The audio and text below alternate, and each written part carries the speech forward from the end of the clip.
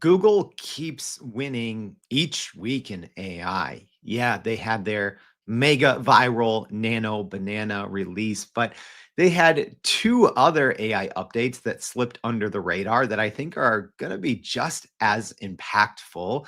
Meta, on the other hand, is not winning. They're reportedly losing, not just in the battle to create super intelligence, but just losing their people. And I think Salesforce, I don't know if we can believe what they say anymore, anyways. There's been a lot happening in the world of AI. If you missed anything, don't worry. We're going to not just get you caught up, we're going to help you get ahead. All right. If you're new here, welcome. This is Everyday AI. What's going on, y'all? My name is Jordan Wilson, and I'm the host. And this thing, it's for you. It's your daily live stream podcast and free daily newsletter, helping everyday business leaders like you and me not just keep up with what's happening in the world of AI, but how we can use this information, decipher it, know what's good, what's not, to grow our companies and our careers. So it starts here with the unedited, unscripted live stream podcast. But if you want to really take it to the next level, the cheat code is our website, youreverydayai.com. So there you can not only sign up for our free daily newsletter where we're going to be recapping the highlights from today's show, but we're also going to give you every other thing you need to keep up, because it's a lot. Speaking of keeping up, this is our normal AI News That Matters weekly segment. We normally do this on Mondays, bringing you the AI news that matters. But because of the holiday here in the US, we're doing it here live on Tuesday. So don't spend hours every single week trying to keep up. We're just going to tell you straight. Here's what matters. Here's what doesn't in the world of AI news, because as any week, there was a ton going on. So yeah, if you're on the podcast, make sure to check out your show notes. There's going to be a link to our website. So if you want to go check out more on these stories, we're going to be recapping them in the newsletter as well. In live stream audience, good to see you. Good morning to Dennis from New York City, Jose from Santiago, Angie checking in, Marie from New Jersey, Brian from Minnesota. It's great to see everyone. Let's get straight into it. So Meta is using its competitors. Yeah, that's an interesting headline that popped up this week in AI news.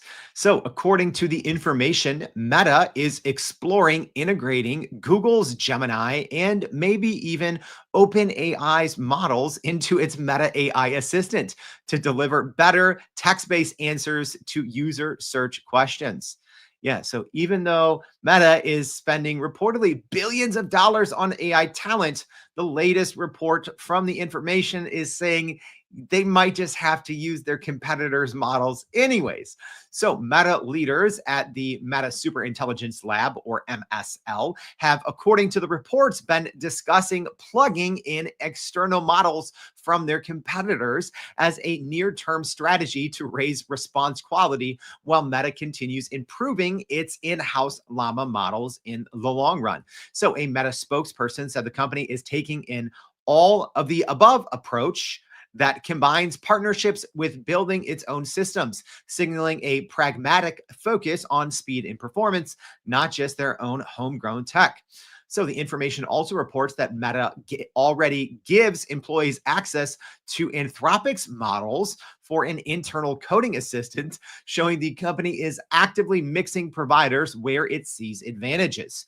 So Meta views external model use as temporary and primarily a way to train, benchmark, and harden Llama so it can stay competitive with Google, OpenAI, and Anthropic in both consumer and developer facing features. So this is one of those stories that definitely caught me off guard when we included it in our newsletter late last week. Here's why. And I've been saying this for the longest time, and I don't know if people don't believe me or what. And when companies are shopping around to a handful of providers, and I say no, when I tell you that there's a big drop off between Google and OpenAI, right? They flip flop back and forth. I'm always 1A, 1B, 1A, 1A. They're sharing the pedestal. It is a steep drop from OpenAI and Google to everyone else. So steep, in fact, that according to the reports, that one of the companies vying to be in that first tier is actually using their or thinking of using their competitor models in their consumer facing products. Let's think about that for a minute. Not just internally. So we saw the report that they are apparently using Claude, Anthropic's Claude, which excels at coding internally, but offering it to end users via their Meta AI assistant. So, it might not be like a drop down where you're like, all right, I'm going to Meta AI and I'm using Chat GPT, or, I'm using Gemini 2.5 Pro, right? So, presumably, it's just you're going to go to Meta AI and just be using their Llama models, or in the Meta AI assistant that's in its Facebook, WhatsApp, and Instagram offerings. But that's pretty telling. And if it's not telling for your company, I've been saying you're essentially choosing between OpenAI and Google, right? Obviously, Microsoft Copilot uses OpenAI's model, so kind of the same thing there. But I mean, this is a pretty shocking story to me when I read this. All right, our next piece of AI news: Google dropping some pretty big updates to two of their different products. So, first, it seems like they're kind of going after Duolingo, even though Duolingo is a smaller company. But it seems like Google, with its new AI updates to its Translate app, is going after at least the Duolingo audience or their share in the market. So, Google is rolling out two AI powered features in Google Translate that aim to make language practice in live conversations faster and more practical.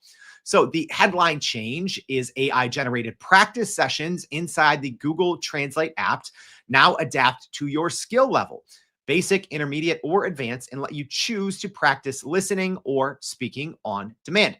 So lessons are also scenario based, such as asking about meal times and including short listening clips with word selection or speaking drills where you repeat on screen phrases.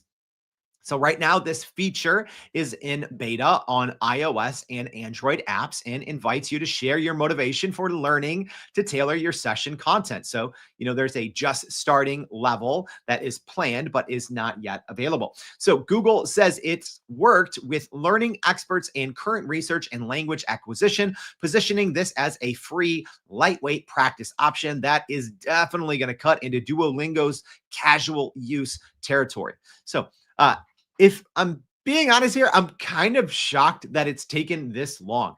I think Google, obviously, they created this technology that translates languages, right? So it's a type of artificial intelligence technology that they essentially created many years ago before the Chat GPT and generative AI boom. So it's kind of interesting to me that it took Google this long to realize that they were sitting on a potential gold mine with their Google Translate app. And I was actually surprised that they weren't doing more because one of the big use cases with their Gemini Live and even with ChatGPT's advanced voice mode is learning new languages. And, it's very different when you're using, a kind of like a Duolingo type app where previously, before all these companies started to try to embed AI assistants, really all it did was tell you if you pronounced words or phrases correctly. So, for people looking to learn a new language, whether it's for personal or business reasons, I think this update from Google is huge. Yeah, I was not expecting Google to actually go after two different kind of startup or audiences. So, more on the second one here in a bit. But yeah, I'm curious, is anyone going to be out there now using Google Translate to learn a new language? Makes sense. All right. Our next piece of AI news: more meta news, and probably not good one. Yeah. Multiple stories. Well, this one is good, but it stems from something that's really bad. So, according to reports, Meta is rolling out new protections over the next few weeks to stop teen users and its AI chatbot from discussing with each other self-harm, suicide, and disordered eating with Meta AI on Instagram and Facebook, with changes initially first applying to English-speaking countries.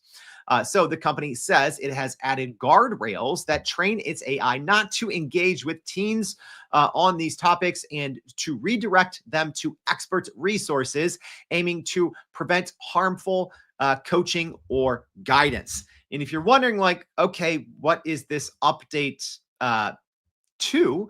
Well, yeah, Matt has been in some huge hot water recently. So you can go listen to episode 592 if you want to. But essentially, reports came out that said that Meta had an internal policy that actually encouraged and trained its AI to have romantic conversations with minors.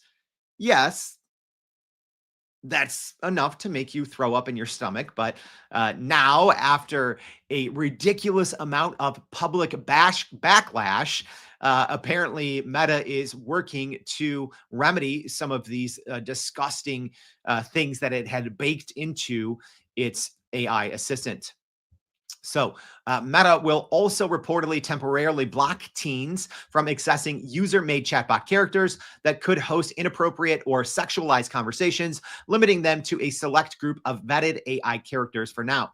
So, like I said, go listen to 592. But if you want the short, this move follows a series of troubling reports. So, it was Reuters that cited an internal Meta policy suggesting chatbots could have sensual conversations with minors, language that Meta called an error and they removed. But it was definitely in their policy. And it was reported that at least 5 different leaders in different departments approved the language. So seems like it was one of those things that, it's an error because they got caught. And yeah, gross.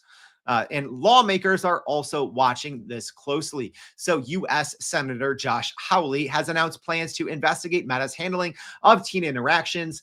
There is a deadline that he set for about 2.5 weeks from now. So, we'll see if Meta does cough up any internal documents that the senator requested, as well as Texas Attorney General Ken Paxton has indicated interest in probing whether the company misled children about mental health claims tied to its chatbot. All right, Marie here says episode 592 was a rough one to listen to. Yeah, it was not a fun thing to read Meta's internal policy that literally outlining how they wanted it to have romantic conversations with minors. It was disgusting, but it was an actually reportedly approved internal policy at Meta. So about time, this should have happened immediately. First of all, Meta never should have had that policy. Uh, I hope whoever approved those things is no longer working at the company. And I hope that Meta has an internal shift, right? Obviously, their intentions are probably a little bit different than everyone else's. They want their social network to be as sticky as possible with their Meta AI assistant, where to his credit, at least publicly, OpenAI CEO Sam Altman has said he doesn't want people spending more time using ChatGPT, right? Literally, he came out and said that he wants people probably getting their answers faster and moving on. So, one to definitely keep an eye on. All right. Next piece of AI news that matters this week: Salesforce is cutting 4,000 jobs due to what they say AI agents. So, Salesforce CEO Mark Benoit said in a recent interview that AI agents allowed him to reduce customer support headcount at Salesforce from about 9,000 to 5,000 employees, highlighting a rapid shift in how customer service work could be done. So, according to Benoit, AI agents now handle about half of Salesforce's customer conversations, with humans covering the other 50%, a drastic change from last year's reported mix. So the CEO said AI agents are also tackling sales follow-ups, calling back more than 100 million previously untouched leads accumulated over 26 years, which he framed as a major productivity unlock. So he described a system with an omni-channel supervisor coordinating when AI should handle a task and when humans should take over, similar to a driver stepping when in a car's self-driving mode when it engages. So Salesforce reported 76,453 total employees across divisions as of January. So the support staff reduction represents a notable reshaping within a single function rather than a company-wide cut. So not surprising here because Salesforce's CEO, this isn't the first time, and I'm guessing it's not the last time that he kind of made these large claims about how AI is doing, a big bulk of, certain operations within their company, and they're really trying to push their agent force offering. Yeah, it hasn't worked. And I've been obviously very honest about my approach to Salesforce and their tactics and the effectiveness or ineffectiveness of their AI and agent force. I've had a lot of current and former Salesforce employees reach out to me and say, yeah, all this stuff you're seeing reported, it's a bunch of BS. And I think it's also telling, right? You can't look at a company's stock and make make your decision based on this, but it's pretty telling when Salesforce's stock year to date is down 22%. When you look at all the other big companies that are up 20%, up 30%, up 50% or more. So Salesforce really wants to ride the coattails of this agentic success. I think their rollout was terrible. I think how they positioned Agent Force and even how they were charging for it originally, bad. So essentially, I wouldn't expect this to be the last time. And Benoit, early on was trying to, pick fights with Microsoft.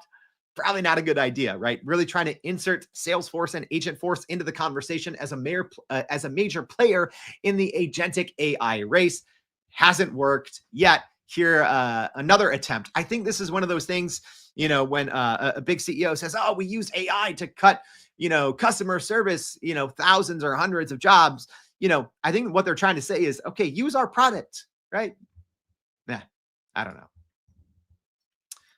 Let's keep it going. This piece of AI news might seem small. It's pretty big.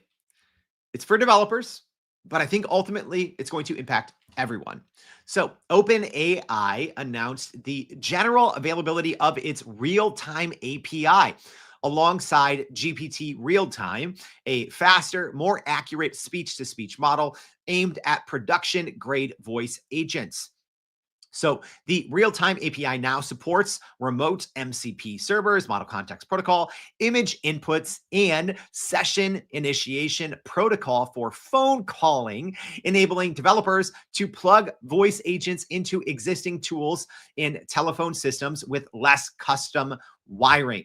Y'all, this is huge. I know this is technically more of a developer API story, right? So this isn't something you're going to go to ChatGPT and look for GPT real time. This is for companies building on top of OpenAI's technology, which is actually tens of thousands of the largest companies in the world are using OpenAI's technology. So what this means is, as an example, maybe your bank, instead of having to talk to a support agent and waiting on hold and being able to barely hear them because there's a bunch of chatter in the background and it takes forever, you might just be able to talk to OpenAI's GPT real time, and it can access, like I said, images. It can access your company's data. So pretty big here. So the model handles nuanced speech behaviors, including better alphanumeric transcription across languages, mid-sentence language switching, right? So talk about an international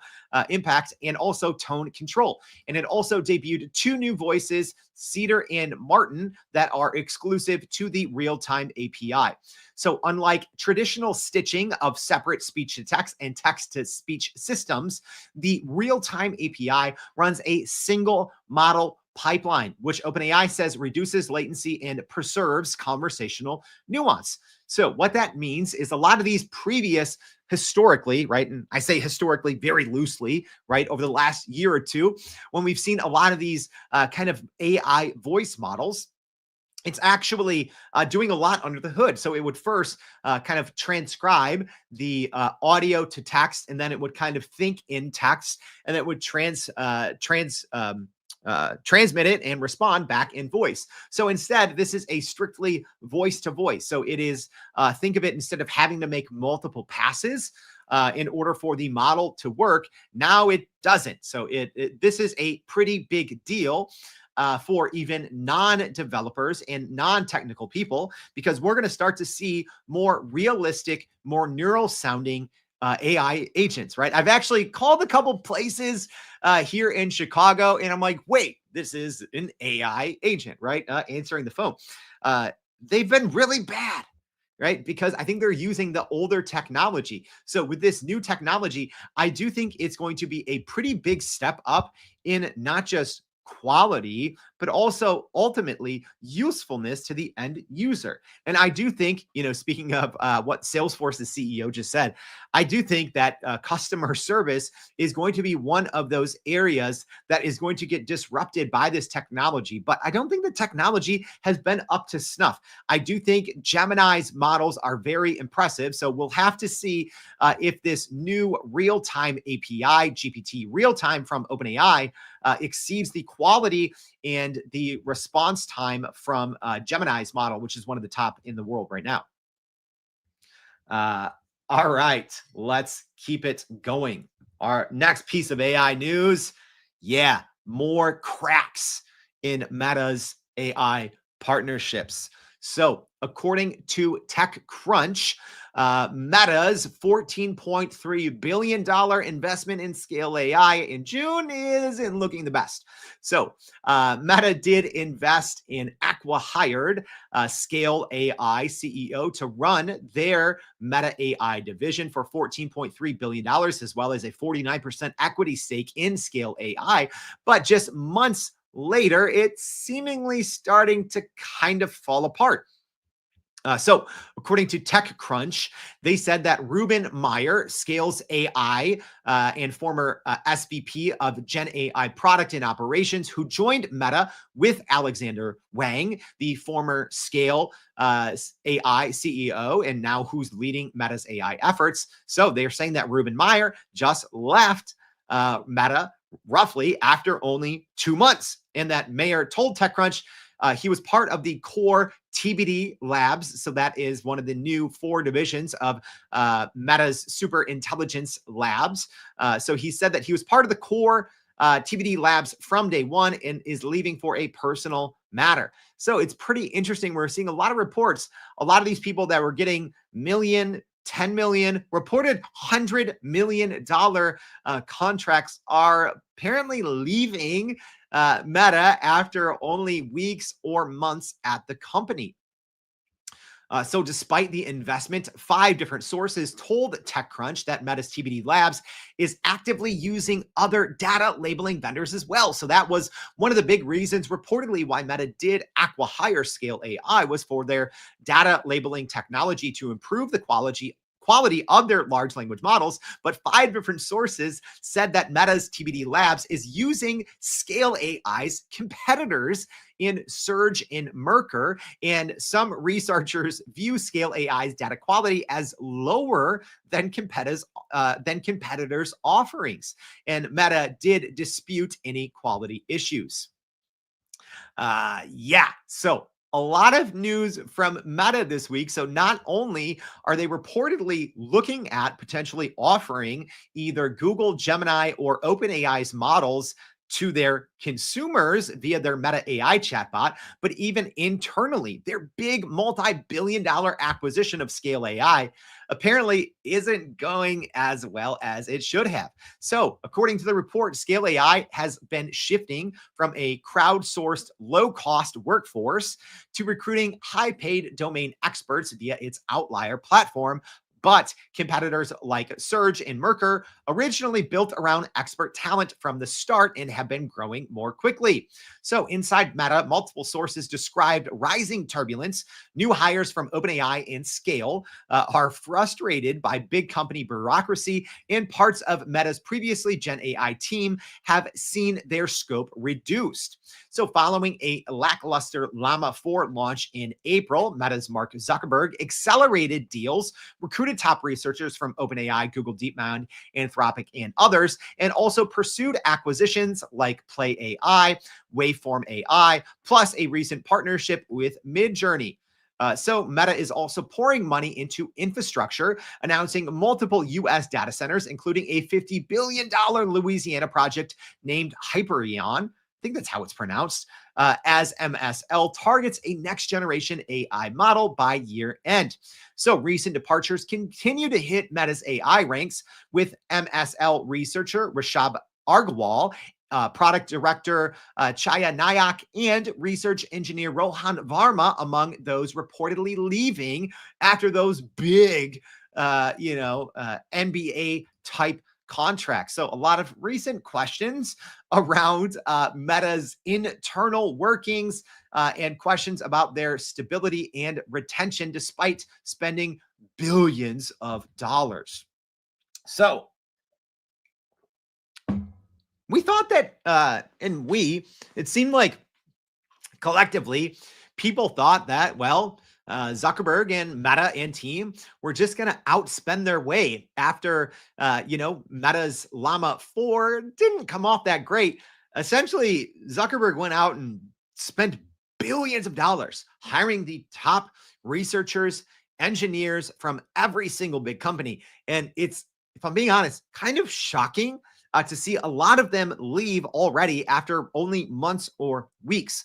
So that means that they are likely leaving tens of millions of dollars on the table. So you have to be wondering why these researchers, when they have all the compute, right? A lot of times it's like, oh, I'm going to leave here so I can have, more autonomy and work on bigger projects and, have more compute to do research. And so you reportedly are getting all that at Meta. You're getting millions and millions of dollars, or in some cases, tens of millions or hundreds of millions of dollars, yet these people are reportedly leaving.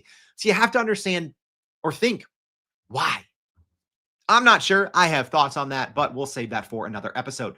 Our next piece of AI news, pretty big news for publishers. So Perplexity is launching Comet Plus, a $5 per month subscription that will share 80% of the product revenue with participating publishers. This is according to the Wall Street Journal.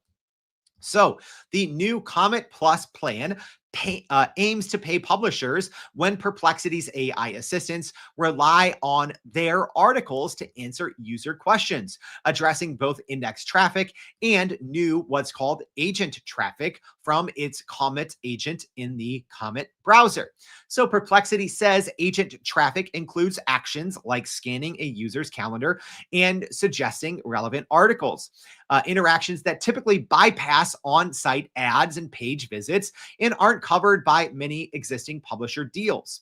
So the initial payouts will draw from a $42+ million revenue pool that Perplexity says will expand as Comet Plus signup grows.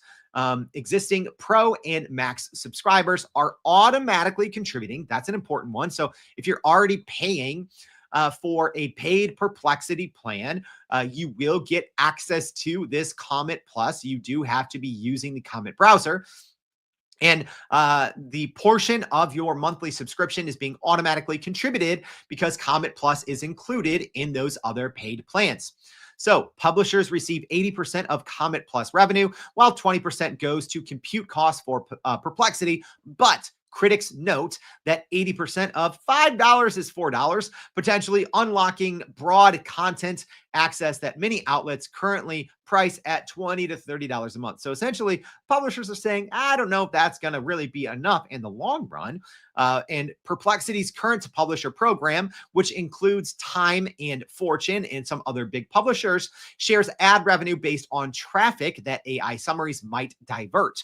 But it is unclear whether Comet Plus replaces or sits alongside this current program. So the Wall Street Journal reports that Perplexity will pay publishers each time their content is used by its assistants, but details on how usage is tracked, attributed, and audited have not been fully disclosed. So, Engadget's report notes the move follows past allegations that Perplexity plagiarized articles, bypassed paywalls, scraped company websites when they asked the bots not to scrape, and it's raising the stakes for a model that depends on publisher cooperation to legitimize agent-driven browsing. Like I've been saying for years, this is bound to happen. There's three things big publishers can do. They can sue the big AI model makers, they can partner with them in licensing deals such as this, or they can go out of business. So I do actually like this move from Perplexity. They are the first one to at least publicly put this out there. So as a former journalist, I like this. This is maybe something that could keep some of those medium sized publishers in business longer because it is bleak. It is bleak out there. So many of the biggest online only news publications are reportedly losing 30 to 70% of their traffic, which means they're losing a big chunk of their revenue. So if we want a future internet that is not just AI regurgitated slop, you have to root and hope programs like this stick and that big AI companies, which a lot of the bigger companies are, Google, OpenAI, Microsoft, they are putting out different grants and programs to support journalism and nonprofits putting out information. So hopefully these things catch on and stick because we need original writing. We need original reporting because that's what all these models are trained on, right? So it's kind of this weird juxtaposition that the AI models, by essentially just ingesting the entirety of the internet, they're all training on the same internet. So by doing that, they're cutting off the hand that feeds them, right? And all of these newer agentic browsers, deep research modes, right? They're taking all this high quality information that humans at some point spent a lot of time creating. But now, if those humans, if you're taking away their ad revenue, if you're taking away their subscription revenue, how are you going to feed this beast that needs higher quality data? You can't. So this is, I would say, a red siren alert to the, because I know we have people listening, obviously, to the podcast from all of the big companies. All of the big AI labs need to be doing this. Otherwise, it is going to get harder and harder. When you talk about pre-training, reinforcement learning with human feedback, you need higher quality data sources. And people don't know this. Before ChatGPT, the GPT technology and AI technology was being used widely on the internet. So I will say probably since 2021, a good chunk of the internet has been AI slop, especially everything that's been posted online past 2023. So when we talk about the future of good, clean, high quality, accurate factual data, we need more partnership programs like this to keep high quality journalism, human-led journalism in place if you want future models to make sense. All right. Another big move from Google that might seem small and is going after, again, a startup audience. So Google has added pre-made AI avatars and new editing features to its Google Vids workspace video tool, accelerating how teams create trainings, onboardings, and demo videos. And a lot of these features are rolling out for free, which is huge, with some of the more premium features just for paid Gemini users. So the new update matters because cheaper, faster AI video creation could disrupt jobs for video editors, camera operators, and commercial actors, while also putting more powerful production tools in the hands of smaller teams and startups. Yeah, this is one of those weird ones, right? When Google does this, it matters, right? Yes, there's obviously dozens of very good AI avatar and AI video editing startups, but when Google does it, it's going to be potentially disruptive. So this, if you work in video production, you got to keep your eyes on this. So that's the bad part. I do think this is going to impact a lot of these smaller companies. They might just find trouble getting other clients, because if you're a smaller business, you might just start using these new Google Vids features. On the upside, it's going to help smaller businesses tell better and more compelling stories. So this is one of those, as a former video editor myself, I've spent thousands of hours in the past editing videos. So this is, again, one of those ones that's kind of personal to me, where I'm like, man, this is actually going to take away so many entry video, video editing, video production jobs, voiceover jobs. But at the same time, it's going to help so many companies grow and provide better information to their employees and their customers. So here's what's new. Users can write a script, select an AI avatar, and generate a complete video. And teams can also collaborate live in the Vids app, much like a Google Doc or Sheets. So the new features are available to Google Workspace Business and Enterprise customers, and to subscribers of Google AI Pro or Ultra.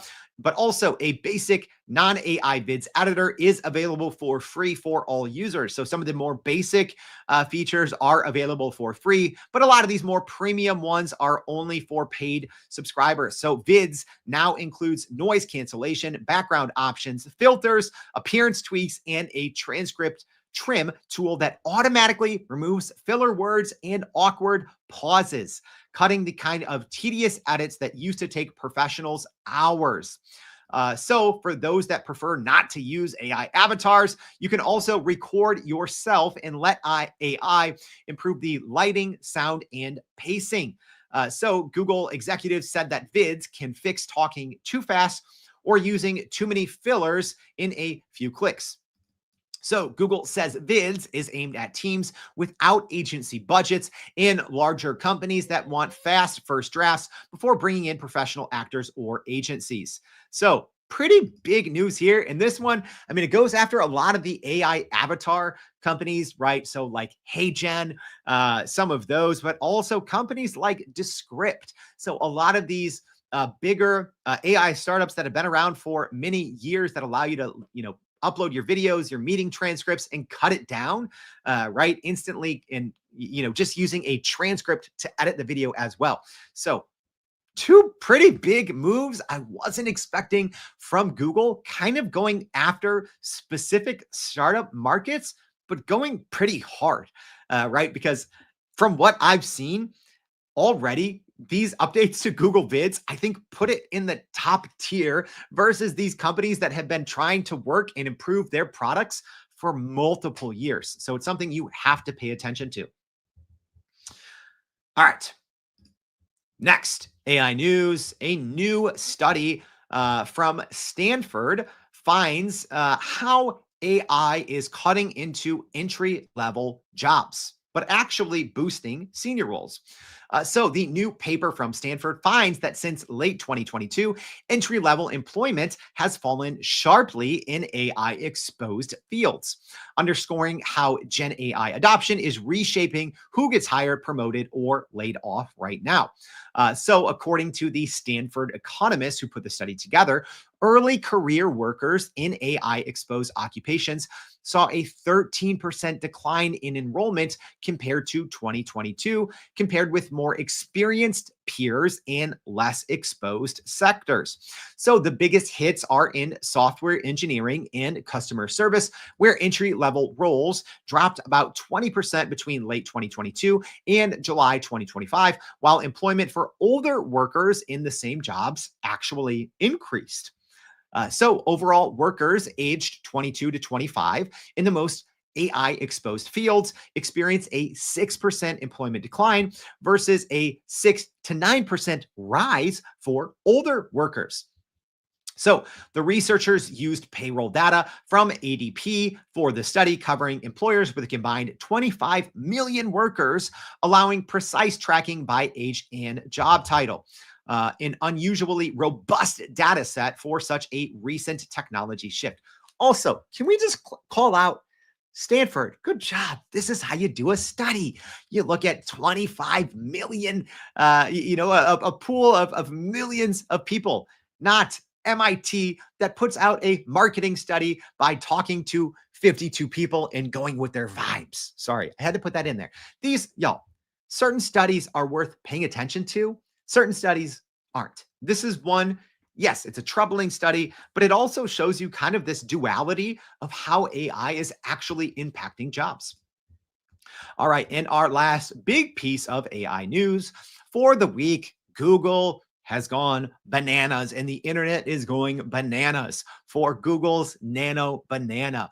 So Google has released their new Gemini 2.5 flash image, which beforehand was called Nano Banana, and it was just extremely well received. I would say this is probably a top five kind of quote unquote viral AI product since ChatGPT.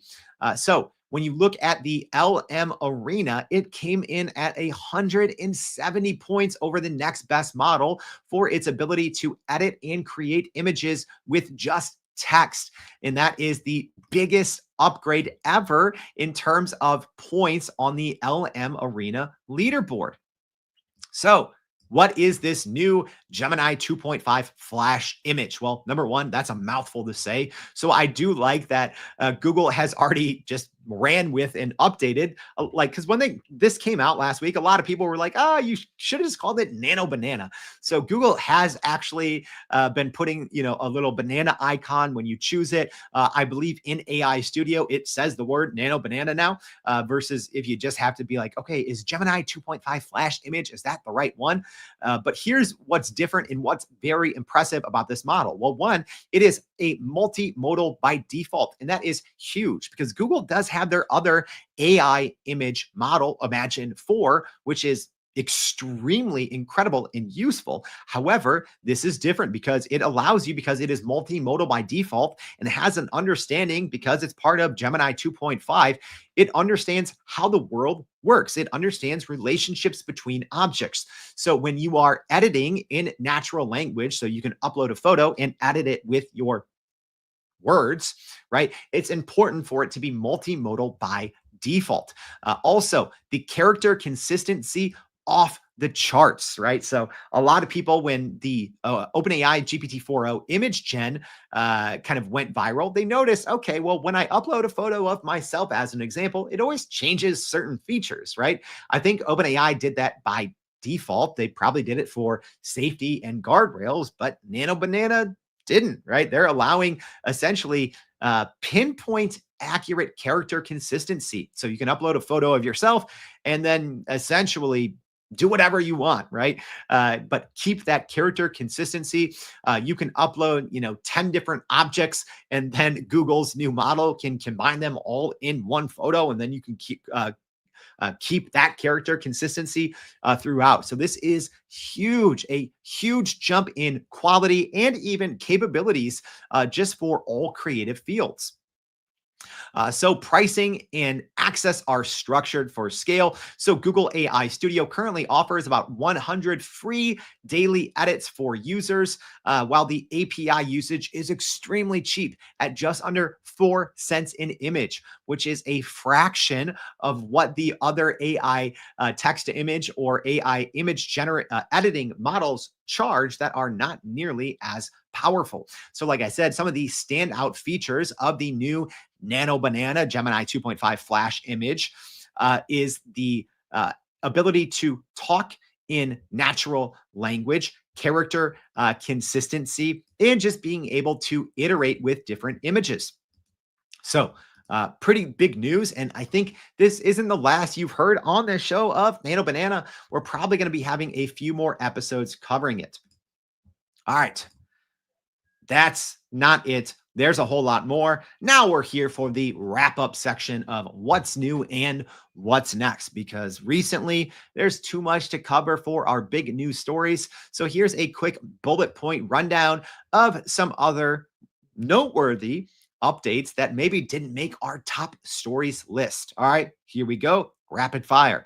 So Gemini's CLI, their code tool, their coding tool for the desktop for the code line editor is now integrated into the editor Z. And Anthropic, pretty exciting one here. They're piloting a new Claude for Chrome feature, only rolled it out to 1,000 beta testers. But this is pretty cool. It's an agentic use case that actually uses your browser and not a virtual environment. Microsoft has released its two kind of flagship models, MAI Voice 1 and MAI 1 Preview. Anthropic will start training its chats on user data after not doing that for the first couple of years. Notebook LM has teased flashcards literally the day after I said, oh, they don't have flashcards, but they need them. Notebook LM is now teasing those, and they may be rolling out soon. XAI unveiled their Grok Code Fast 1 coding model. Some more Notebook LM rumors. They may be adding new voices and new modes soon. Microsoft Copilot rolled out a study and learn option, very similar to those features found in ChatGPT and Gemini. OpenAI released some major codex updates that have been extremely well received. I'm surprised the conversation around Claude Code has been getting more and more negative over the last few weeks. And this new codex update, it's been very well received. So we'll probably be talking about that more in the future. ChatGPT may soon release conversation branching, which could be big. ChatGPT team is no more. That plan has now been renamed ChatGPT Business. According to Tibor on Twitter, OpenAI may be releasing a ChatGPT health team plan soon, which includes HIPAA compliance. That's pretty big. And ChatGPT may be updating its thinking mode with light, standard, extended, and max thinking options for paid users. Whew, that was a ton of AI news. Let's quickly recap the main stories. So we started with talking about Meta potentially using Google Gemini or OpenAI's models to help their own llama models along. Google Translate with some huge AI updates and kind of essentially challenging Duolingo and their audience. Meta has tightened their safeguards on its AI and how it interacts with teen users. Salesforce reportedly cut 4,000 jobs in customer service due to AI agents. OpenAI launched their real-time API called GPT Real-Time, which I personally think is going to be huge. Meta's Scale AI investment is reportedly showing some early strain with some problems and people leaving. Perplexity has unveiled their new Comet Plus that will pay publishers. Google their Vids product has added AI avatars and easier and speedier video production. A new study from Stanford showed that AI is actually hurting entry-level jobs for younger workers, while older workers are actually finding more jobs. And last but not least, Google released their mega viral, extremely capable Gemini 2.5 Flash image Nano Banana model. That was a ton to go through. I hope this show was helpful. If so, please repost this. We normally do this every Monday. With the holiday, it was just the AI news that matters on Tuesday. But for the most part, here's our lineup. On Monday, we bring you the AI news that matters. Most Tuesdays, we bring you a Hot Take Tuesday, our hot take on something going on in the world of AI. On Wednesdays, we give you practical use cases with AI at work on Wednesday, showing you how to use different tools and modes and giving you practical use cases. And for the most part, on Thursday and Fridays, we do different interviews with the world's leading experts. If that's going to help you accomplish your goals and being the smartest person in AI at your company, then you got to go to our website, youreverydayai.com. Go sign up for the free daily newsletter. Thanks for tuning in. We'll see you back tomorrow and every day for more everyday AI. Thanks, y'all.